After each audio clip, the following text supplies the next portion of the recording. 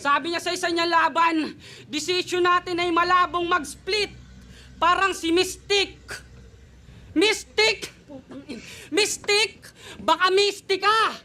Pambihira ka man! Di mo pa ginawang mistake, total mali ka naman!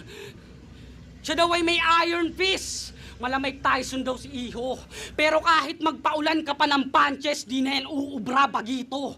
Kontrolado kita dito na parang na-hypnotismo, para ang nagyabang ng kamay na bakal.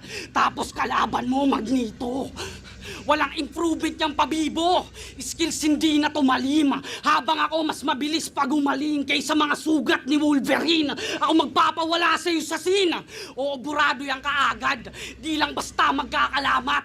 Para ang nagpa-laser ng tato, tapos si Cyclops yung tinawag. Kaya kahit piliting kopyahin yung mga nasulat kong talata, yan ay di mo makakaya. At kahit maging si Mystic ka pa, ako'y hindi mo mapapa-split. Binali niya yung rhyme, no? Dapat hindi mo magagaya. Kasi ganun yung powers ni Mystic, yung nanggagaya siya ng ano, di ba? Ng itsura. Ganda ng scheme dito ni Dave Denver, yung sa X-Men. Nagbanggit siya ng mga X-Men characters yata lahat yun. Or Marvel, basta Marvel yung ano. Yung, ayun, si Magneto, Wolverine, Cyclops, ayan, si Mystique. Sino pa ba? May mga nabanggit pa yata siya eh. Iron Fist, alam mo Iron Fist sa Netflix din yun eh, sa Marvel ba yun?